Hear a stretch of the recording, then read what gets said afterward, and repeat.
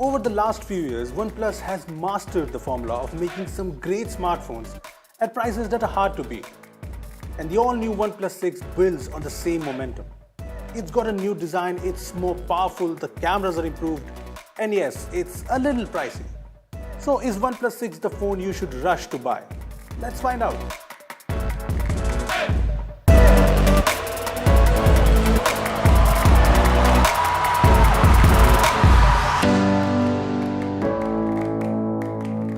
What's up guys, this is Rupesh from vworm.com and this is our OnePlus 6 review. Before we get started, like always, I'd suggest you to hit the bell icon to make sure you don't miss out on any of our future awesome videos. Also, this video has been brought to you by AppMatch, an app recommendation service that suggests apps based on your interests. Now then, let's get started. As we've already seen, the OnePlus 6 brings an all-new glass design, and no, it's not for wireless charging, which is weird because almost all glass phones out there support wireless charging.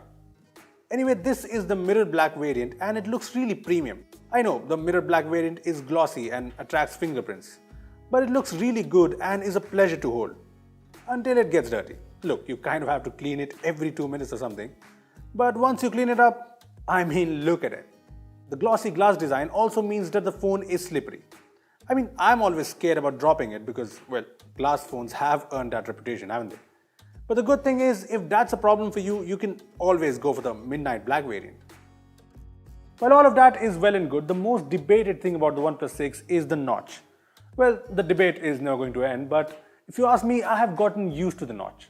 And honestly, sooner or later, we'll all have to get used to the notch.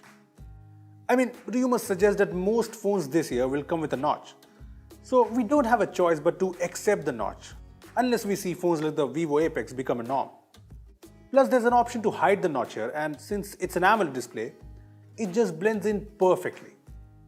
Moving on, the OnePlus 6 is water resistant. I mean, there's no IP rating, but OnePlus says it's daily water resistant, which kind of annoys me. I mean, if you're putting water resistance on your phone, at least certify it. The term daily water resistant is just pretty lazy.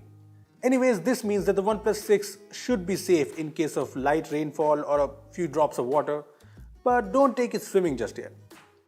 Also, the buttons are great, the alert slider is on the right, which makes sense because it's easier to access, and the fingerprint scanner is rectangularish now. It was awkward to use at first, but I've gotten used to it. Plus, it's really fast, so that helps. There's also the USB-C port and the headphone jack.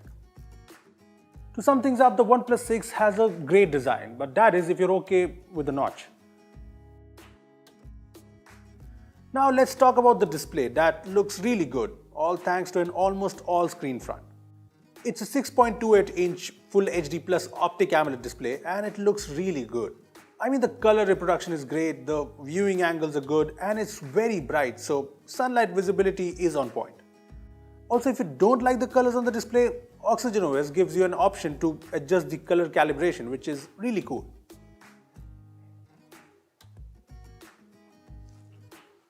All things considered, I really love the display on the OnePlus 6. I mean, even with the notch. There are just no complaints there. I mean, watching movies on this display makes up for a great experience. But do the speakers on the OnePlus 6 complement the experience? Well, there are no stereo speakers here, which is sad, but the speakers on the OnePlus 6 are loud enough, and I like the fact that the sound does not distort even at max volume, so I guess it's decent enough.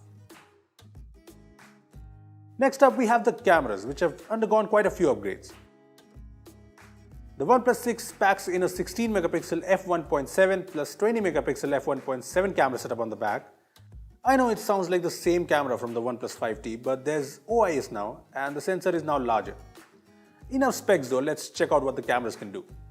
As you can see, the photos from the OnePlus 6 have great colors, great detail and decent dynamic range. The colors at times do seem a bit oversaturated, but I think it's fine. In low light, the OnePlus 6 captures a lot of light. Plus the colors are amazing and the photos have incredibly low noise. Here's one of my favorite photos because it was a moving shot and yet OnePlus managed to capture things perfectly. Compared to the OnePlus 5T, the OnePlus 6 cameras do seem better. Here are a few comparison shots. Overall, I think the OnePlus 6 camera captures great photos. Then there's portrait mode, which is kind of a mixed bag. The portrait mode here takes decent photos, especially in good light. but I don't like how the camera just smoothens out the details on the face. Also, the edge detection can be a little finicky. The problems persist in low light portrait mode shots too.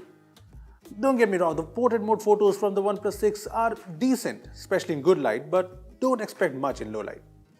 Moving on to videos, the OnePlus 6 captures 4K at 60 FPS, so I tried that out. And well, the video looks really great even though it's not as stable as I'd like. Plus there are problems focusing. I also tried out 4K at 30 FPS and it has this weird problem. No matter how straight you keep the phone, the video is somehow always tilted. I have no idea what's wrong here, but hopefully OnePlus fixes it. Honestly, if you want stable, nice looking videos from the OnePlus 6, just shoot at 1080p. I mean, look at this. It's just way better than what you get in 4K. There's also super slow-mo video support, which is not as super because, hey, it's shooting at 480 frames per second, while super slow-mo on S9 and P20 Pro captures 960 frames per second. That's double. Having said that, the super slow-mo on OnePlus 6 brings a few advantages, like the ability to shoot 60 seconds of super slow-mo and choose which part to slow down. Here's a super slow-mo video we shot. Well, it looks cool, but this only works when there's ample light. Let's talk about the front camera now. On the front, there's a 16 megapixel f2.0 camera and it's pretty great. The selfies taken in good lighting have great detail. I mean, let's just zoom in on the face here. See? Also, the dynamic range is brilliant. In low light, the photos are fine, but the face just seems smoothened out due to noise. There's no portrait mode here, but OnePlus says it's coming very soon. Overall, the cameras on the OnePlus 6 are great. I mean, the portrait mode is average, just like on the 5 and 5T. But apart from that, the cameras on the OnePlus 6 are pretty good. And if you want to take an in-depth look at the camera of the OnePlus 6, do make sure to check out our camera review from the link in the description down below. Also, we will be putting the OnePlus 6 against other flagships, so stay tuned for that.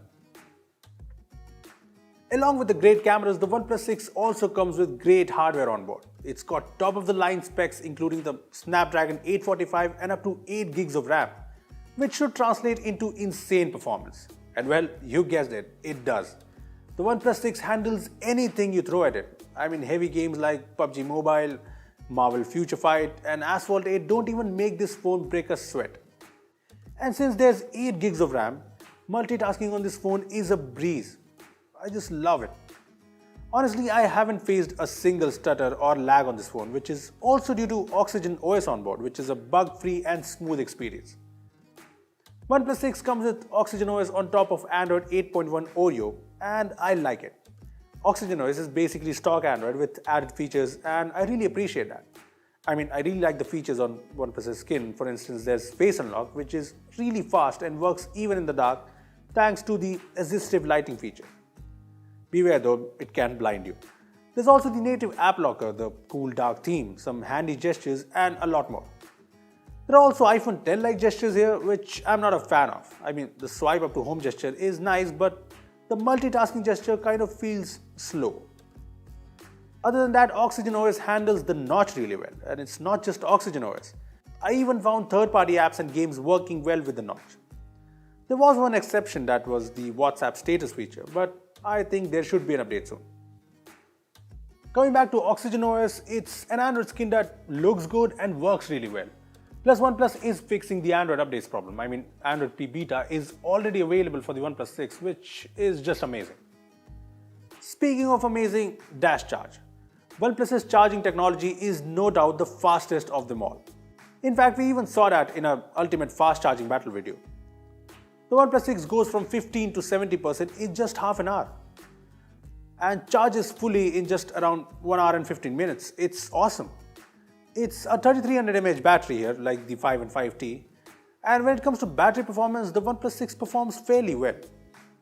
I mean, starting my day at 100%, the OnePlus 6 would be around 40% by the end of the day on moderate usage, which involved me making calls, texting, playing some games, and using social media. Even on heavy usage, when I took a lot of photos and videos, the phone lasted me for around 12 hours, which I'd say is pretty great. So that was pretty much everything about the OnePlus 6. But there are a few other questions that you guys asked us related to the OnePlus 6, so let me just answer them really quickly. Does the OnePlus 6 have NFC? Yes, it does. Does it have dual 4G support? Yes, we checked and it does. Does it have treble support? Yes, it has. So that was it. Coming to the most important question now. Does the OnePlus 6 bring in more value for more money? Well, in my opinion, yes it does. I mean, the OnePlus 6 is offering a premium design, top-end hardware, amazing software, decent battery, and some great cameras. Now, all of that for a starting price of Rs 35,000. So, while it is costlier than the 5T, it's definitely worth the price. Just think about it, what's the competition? The Pixel 2, well, that has a Snapdragon 835 and a bland design. The S9 does have the Snapdragon 845 but comes with the Experience UI and costs almost 55,000 rupees. There's also the new Honor 10, which I'm yet to test, but I'm not a fan of EMUI or the new flashy design. So I will take the OnePlus 6 over it any day. So should you buy the OnePlus 6? Well, if you're looking for a new phone, the OnePlus 6 is a no-brainer. It's a phone worth recommending. Now let's talk about App Match, an app recommendation service that has a variety of quizzes you can take and get recommendations accordingly. Let's try out this cryptocurrency quiz. So I can just answer these questions and at the end the website suggests the best coin according to my preferences. Here's what my coin says. Instant transactions, fees under a penny, the first thriving decentralized autonomous governance structure in the world. We consider Dash to be the most promising project in crypto. Okay, that's cool. Plus there are a bunch of recommended apps related to cryptocurrency. Along with that, AppMatch also has a new ad platform for app developers that can help them reach new users. A link with more info is in the description down below. Well, that was our OnePlus 6 review, but what are your thoughts about it? Will you be upgrading to the OnePlus 6 or you'll be waiting for the OnePlus 6T? Tell us your thoughts in the comments down below. Also, give this video a thumbs up if you enjoyed it and share it with your friends who are looking to buy the OnePlus 6. Lastly, subscribe to our channel for more amazing tech videos. Well, that's me signing off. Thanks for watching and I will see you in the next one.